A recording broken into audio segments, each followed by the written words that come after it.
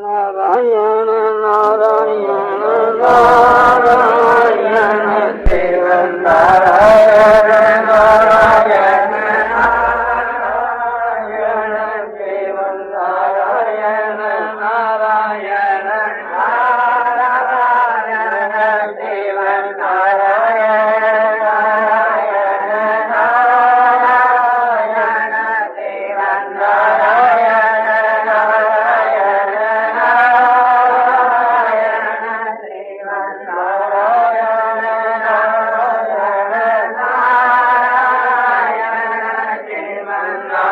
शिव नारायण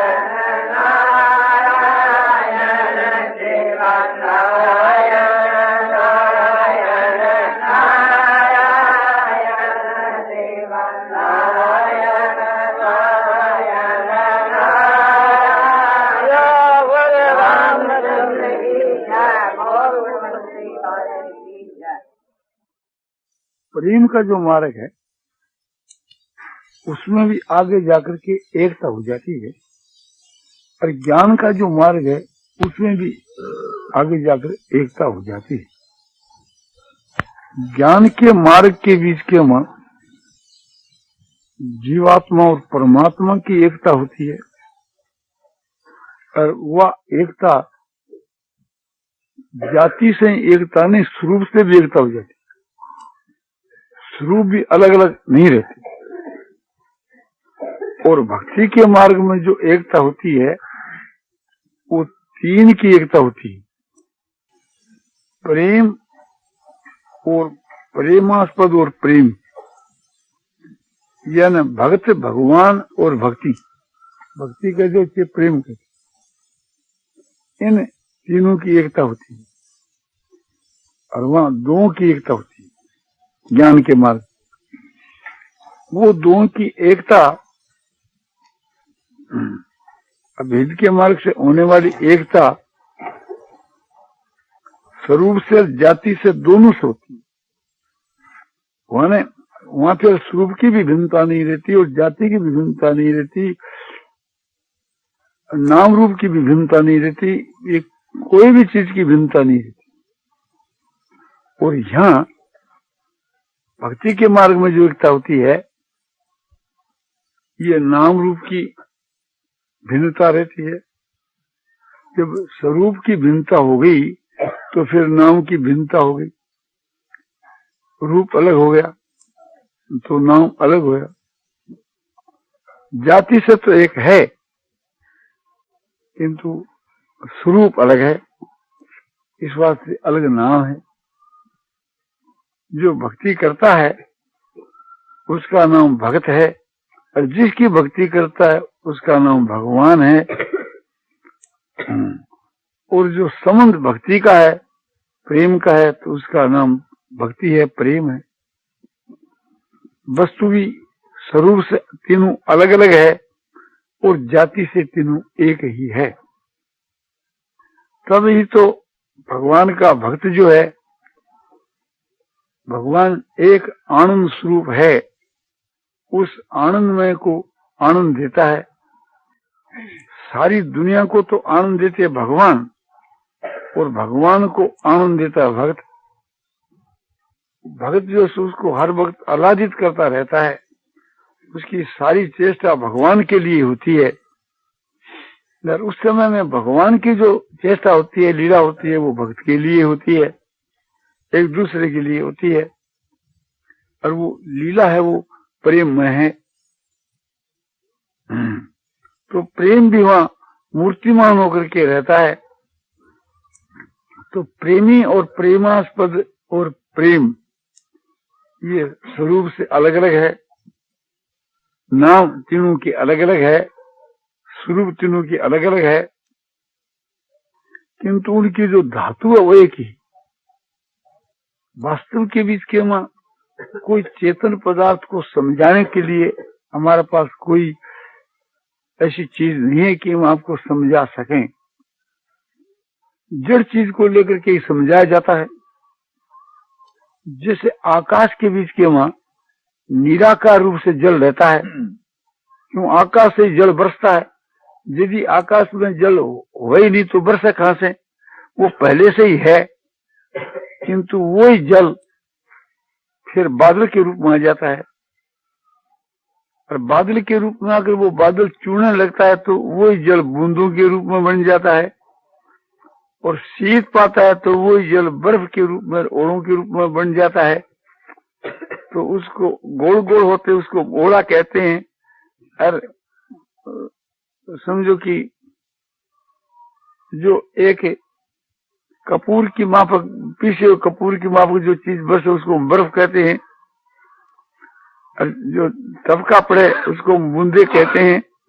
आकाश के वहां रुई कैसे फैल दिखते उसको बादल कहते हैं। तो आकृति भी सबकी भिन्न भिन्न और नाम भी सबके भिन्न भिन्न, किंतु धातु से सब जल ही है। जल से अतिरिक्त और कोई वस्तु उसके वहां नहीं है। तो इसी प्रकार से थी, स्वरूप से अलग अलग होकर, नाम अलग अलग होकर के वस्तु से एक ही है। तो प्रेम और प्रेमास्पद और प्रेमी तीन पदार्थ वहां हुए। तो भक्त की दृष्टि में तो भगवान प्रेमास्पद है और भक्त है सो प्रेमी, और भगवान की दृष्टि में भक्त प्रेमास्पद है और भगवान उसके प्रेमी। तभी तो समानता हुए और तभी एकता हुए, तभी उसका बदला हुए कि ये था मांग प्रपदंते तांग तथे वजाम हम, जो जिस प्रकार मुझको भजते उसको मैं उसी प्रकार भजता हूँ। ये भजंती तू मांग भक्त्या मई तेसु चाप हम,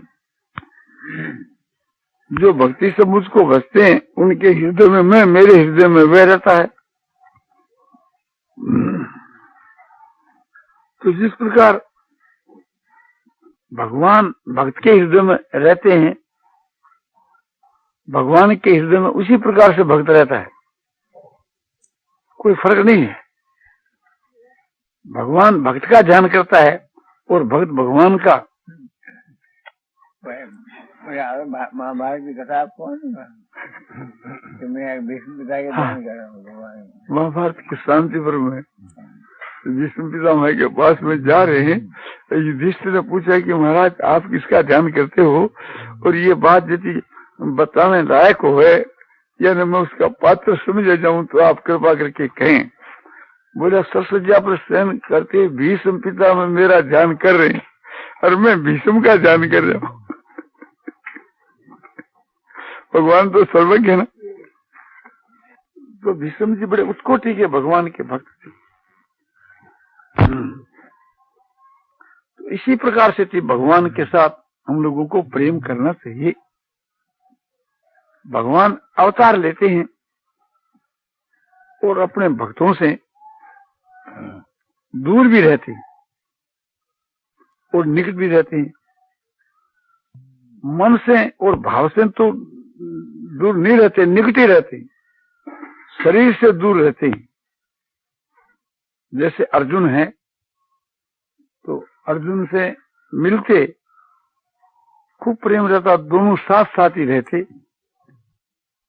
और जब भगवान अर्जुन को छोड़ करके द्वारका को चले जाते तो कितनी दूर तक अर्जुन और साथ में रथ के साथ साथ में चलते, और जब तक भगवान का रथ दिखता रहता तब तक उसको देखते रहते। जब रथ नहीं दिखता तब लौट करके घर आ जाते, भगवान के उस भाव को हृदय में धारण करके।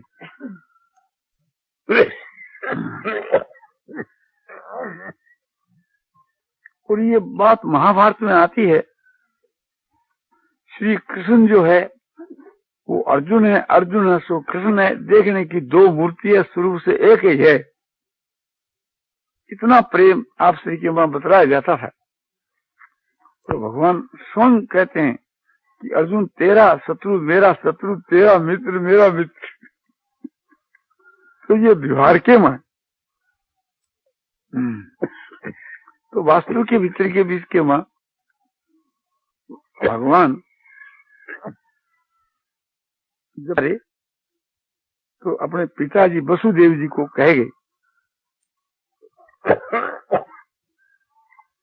प्रभास क्षेत्र से आकर के पिताजी से कह गए, वसुदेव जी से कि बलदेव जी तो परलोक सिधार गए और मैं जा रहा हूं, और आपको लेने के लिए अर्जुन आएगा और अर्जुन के साथ ही आप सब लोग उनकी राजधानी में चले जाना, और सबके चले जाने के साथ ही इस द्वारका को समुद्र अपने में प्रवेश करा लेगा, और अर्जुन है सो मैं हूं और मैं हूं स्वर्ग। ये समझना कि अर्जुन है सो मैं ही हूं। बस इतनी बात कहकर के भगवान वहां से चल दी, और जाकर के आपने इसी शरीर से थी भगवान अपने परम धाम को सो पधारे। मानो जाकर के एक वृक्ष के नीचे चिंता मगन होकर जो बैठे वैसे बैठ गए। भगवान के तो चिंता सो कुछ नहीं है, सब कुल का विध्वंस हो गया तो एक स्वांग ले आए हो, तो एक प्रकार से शोक चिन्ह से बैठे थे। पैर एक प्रकार से घोड़ा खड़ा करके इसके ऊपर पैर रख दिया था, और वो पैर एक ऐसा दूर से दिखता था कि मानो कोई मृग का सिर हो। तो व्याध ने समझा कि कोई ये मृग है, तो बाण मारा, तो बाण एक निमित्त हो गया भगवान के प्रलोक सिधारने में। व्याध ने आकर के देखा कि वो मैंने तो बड़ी भारी हत्या करी, तो मृग नहीं है, तो भगवान क्षमा प्रार्थना करी। भगवान तो किसी के अपराध को मानते ही नहीं, उसको आश्वासन दिया भगवान ने, और फिर भगवान अपने इसी शरीर से अंतर्धान हो गए, परम धाम को चले गए। सुखदेव जी राजा परीक्षित को कहते हैं कि इसी शरीर से क्यों आपने चले गए, कि भविष्य के बीच के वहां जो भगवान श्री कृष्ण जी के जो भक्त होंगे,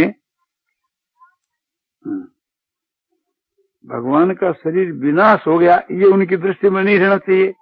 भगवान तो नित्य वस्तु है, तो उनका शरीर भी ऐसो नित्य है, तो उनके उपासना के लिए उपास्य देव के रूप में भगवान सदा ही कायम है। इसलिए भगवान इस शरीर से चले गए। और वास्तव की बात यह है कि भगवान का प्रादुर्भाव और तिरोभाव होता है। केवल भगवान राम के विषय में भी यही बात आती है। भगवान कृष्णचंद्र जी महाराज जैसे इस शरीर से चले गए, भगवान श्री रामचंद्र जी महाराज जब 11 वर्ष का समय समाप्त होया और भगवान अपने परम धाम को गए, तो आपने इसी शरीर से ही अपने वैष्णव शरीर के वहां प्रवेश कर गए। उन्होंने अपना शरीर सरजू के वहां त्यागा नहीं, हमारे इस लोक में उनका शरीर नहीं रहा। ये वाल्मीकि रामायण के उत्तरकांड के अंत में लिखा है, कोई भाई देखना चाहो तो देख सकते हैं। तो भगवान श्री राम और भगवान श्री कृष्ण के साक्षात पूर्ण ब्रह्म परमात्मा थे, और एक प्रकार से संसार के कल्याण के लिए आए थे और अपने पधार गए। तो उनका प्रादुर्भाव तिरोभाव है, उत्पत्ति और विनाश नहीं, किंतु प्रतीति होती है, मानो उत्पन्न होते हैं विनाश होते हैं।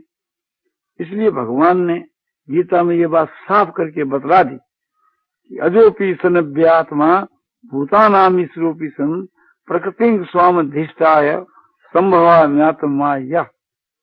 मैं अज हुआ और अविनाशी हुआ और संपूर्ण भूतों का ईश्वर हुआ भी अपनी प्रकृति को अपने अधीन करके और अपनी माया स्थिति में प्रकट होता हूँ। तो अपी और सन इस बात को बतला है, अजोपी अज हुआ भी जन्म सा दिखता हूँ, जन्मता सा दिखता हूँ, अविनाशी हुआ भी विनाश होता सा दिखता हूँ। ईश्वर हुआ भी मनुष्य सा दिखता हूँ। ये मेरी योग माया से मैं प्रकट होता हूँ और अपने अंतर्धान होता हूँ। ये शब्दों से भी कह दिया और उदाहरण से भी दिखला दिया। उदाहरण से ये दिख रहा कि अर्जुन ने कहा कि आप ये कहते हो कि सारा संसार मेरे एक अंश में है, तो वो आपका जो विश्व रूप है वो मैं देखना चाहता हूँ, कृपा करके दिखलाओ। तो भगवान ने उसको दिव्य दृष्टि दी और आपका विश्व रूप दिखलाया। विश्व रूप दिखलाने के बाद अर्जुन ने कहा कि तेनेव रूपेण चतुर्भुजेन सहस्रबाहु भव विश्वमूर्ते, हे सहस्रबाहु, हे विश्वमूर्ते, आप उस चतुर्भुज रूप वाले हो जाओ। रीतिनं गदिनं चक्र हस्त मिच्छामि त्वां द्रष्टुम हंग तथैव तेनेव रूपेण चतुर्भुजेन सहस्रबाहु भव विश्वमूर्ते। तो भगवान कहते हैं कि अरे मेरे विश्व रूप को देख के तुम्हारे को व्यथा क्यों होनी चाहिए? हूं तो मैं वही तुम्हारा सखा कृष्ण, कोई बाघ भालू तो नहीं। माते व्यथा मात विमूढ़ भाव, तुम्हारे में व्यथा नहीं होना चाहिए, दुख नहीं होना चाहिए, मूढ़ भाव नहीं होना चाहिए, और तुम भय रहित होकर के तुम जिस मेरे स्वरूप को देखना चाहते हो, लो वही तुम्हारे को दिखलाता हूँ। फिर चतुर्भुज रूप का दर्शन दिया और उसके बाद में मनुष्य रूप होकर के और रथ हाँकने लगे। तब अर्जुन ने कहा कि अब मैं यथायोग अपनी प्रकृति में स्थित आया हूँ, अब ठीक ठिकाना आया हूँ। तो इसके पहले भगवान के दो रूप अर्जुन ने देखे, विश्व रूप और चतुर्भुज रूप। क्यों मनुष्य रूप के हाथ के मां तो समझो बैत और कोरडा है, वहां गदा और शंख कहाँ, चक्र कहाँ, समझा। और वहां तो कहते हैं कि चतुर्भुजे ने, चार भुजा वाले, और जिसके हाथ में साफ करके कहते हैं कि समझो कि चक्र और गदा हाथ में धारण किए हुए हैं। तो भगवान उस दिव्य रूप से प्रकट हुए, देव रूप से, मनुष्य रूप से नहीं। उसे दिव्य रूप को, देव रूप को देखना चाहता हूँ। और फिर कहते हैं कि इस मनुष्य रूप को देख करके अब मैं प्रकृति में स्थित हूँ। तो विश्व रूप भी अर्जुन ने देखा, चतुर्भुज रूप भी देखा, और दो भुजा वाला दिखते ही थे। तो अब ये विचार करना है कि वो विश्व रूप और चतुर्भुज कहाँ से आए, कहाँ गए।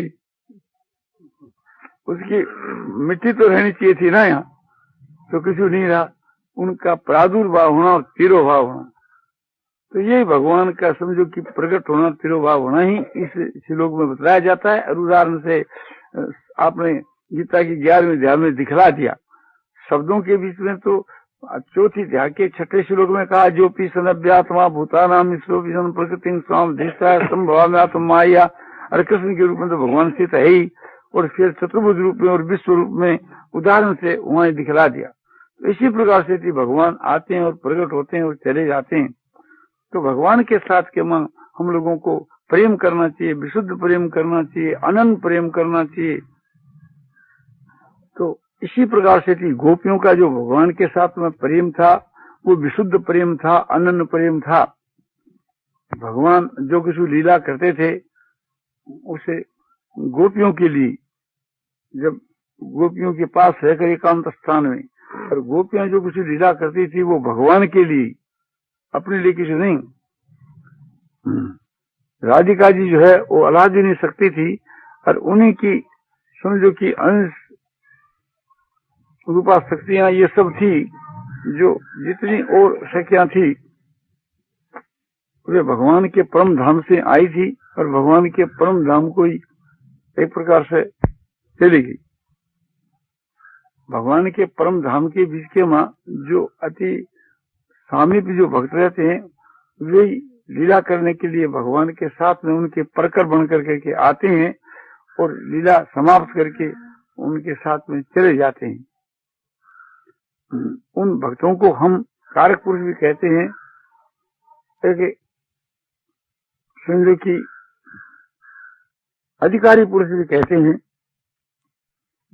जो वहां से आते हैं। उन्हीं में ही समझो कि अधिकारी पुरुषों में ही वेदव्यास जी महाराज भी एक अधिकारी पुरुष थे, कारक पुरुष थे।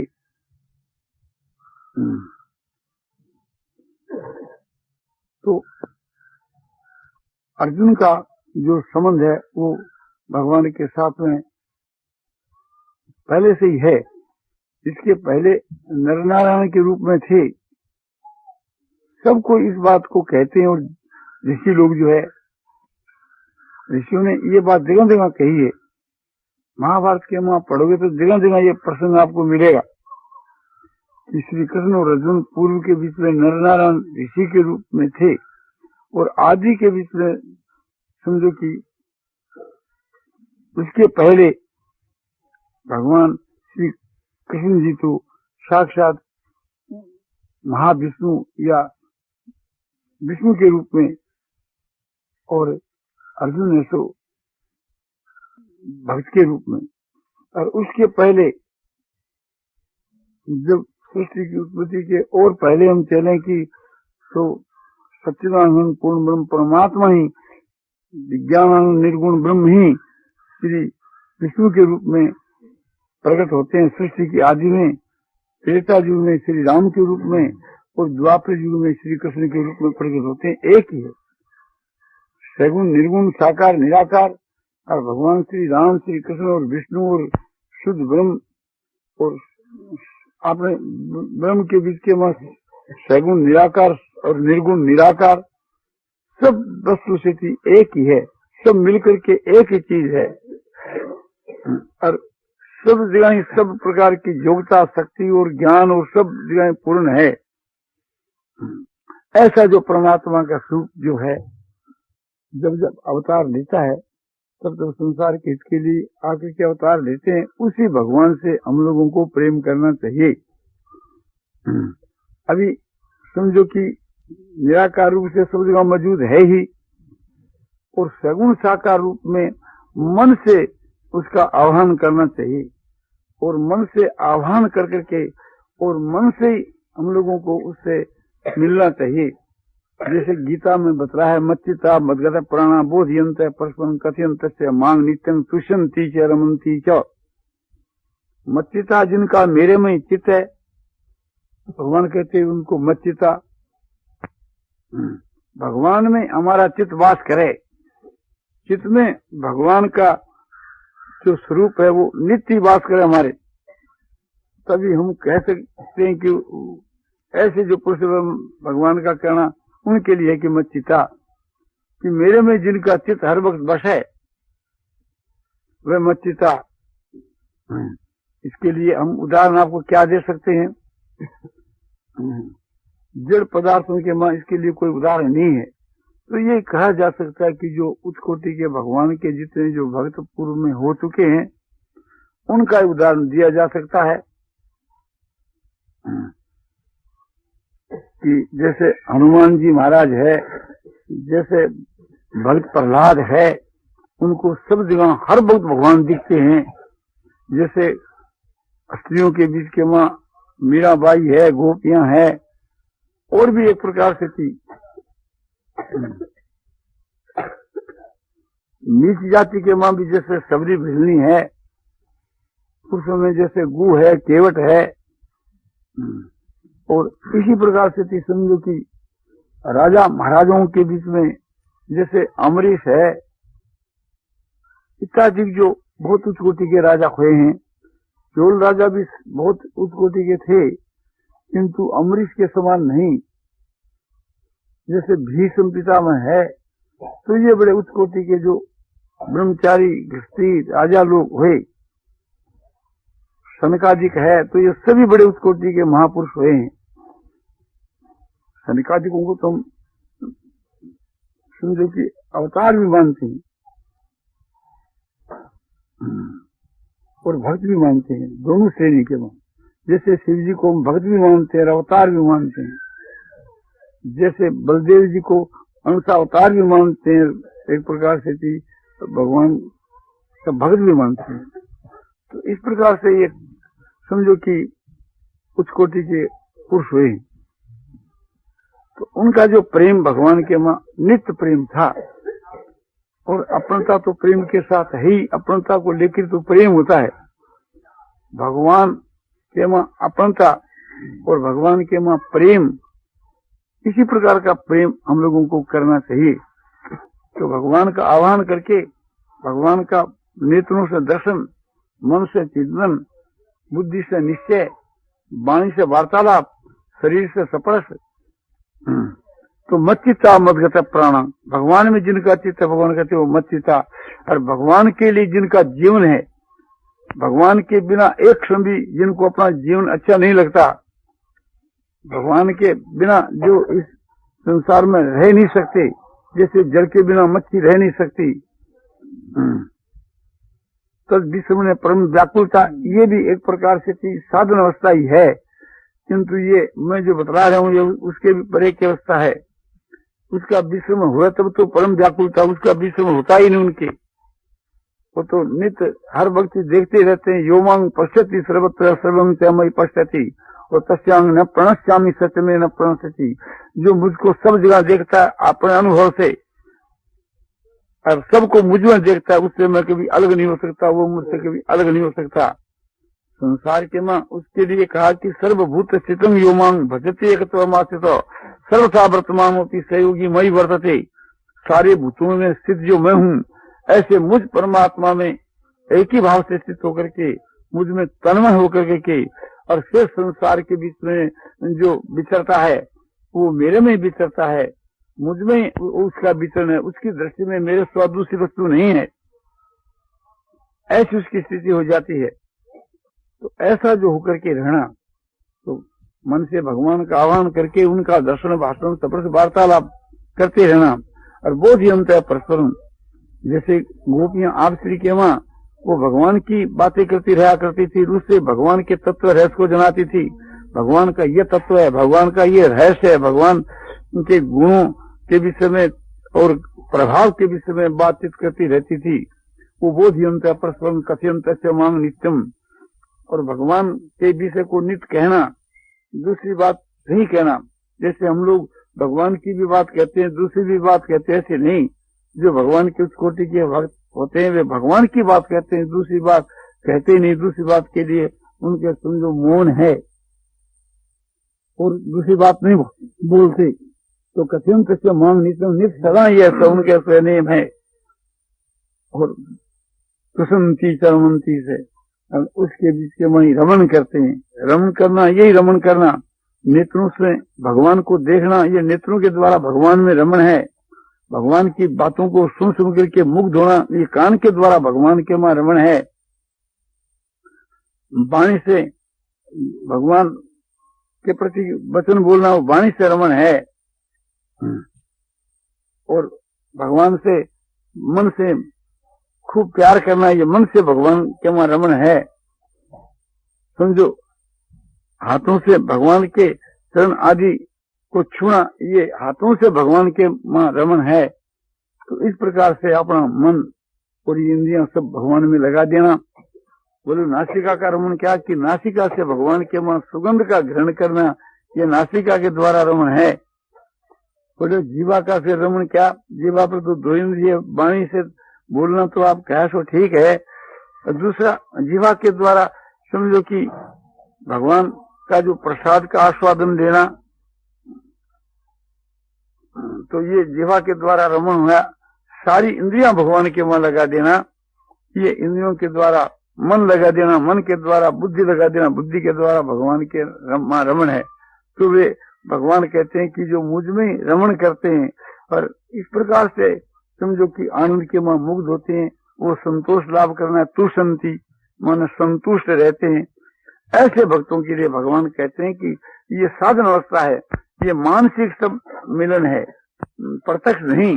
प्रत्यक्ष मिलन तो इसका फल है कि तेसांग सतत युक्तानां भजतांग प्रीति पूर्वकम ददामि बुद्धि योगम तम ये न माम उपयांति थे।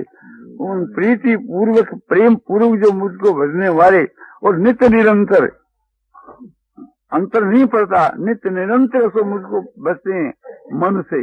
इस प्रकार से नित्य निरंतर जो मुझको भजने वाले हैं, उनके बुद्धि के बीच में मैं वे ज्ञान देता हूँ कि जिससे मुझको एकदम प्रत्यक्ष साक्षात प्राप्त हो जाते हैं। उसका फल साक्षात प्राप्ति है। यहाँ तो उसके पहले तो प्राप्ति तो नहीं है, साधन अवस्था है। तो ये उसका फिर फल है। फल की तरफ तुमको ख्याल ही क्यों करना अपना।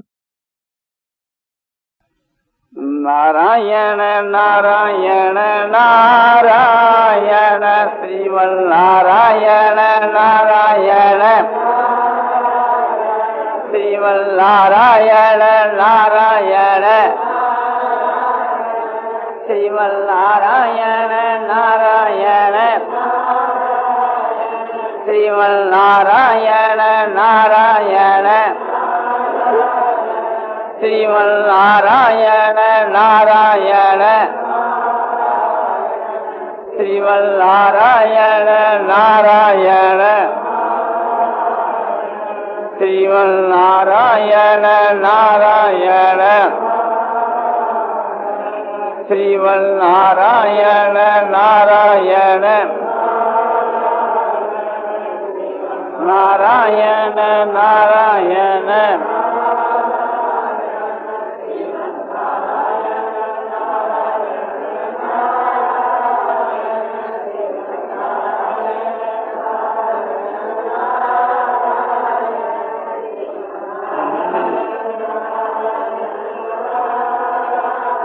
आनंदमय आनंदमय पूर्णानंद अपारानंद शांतानंद घनानंद अचलानंद ध्रुवानंद नित्यानंद बोधस्वरूपानंद ज्ञानस्वरूपानंद आनंद ही आनंद शांति शांति शांति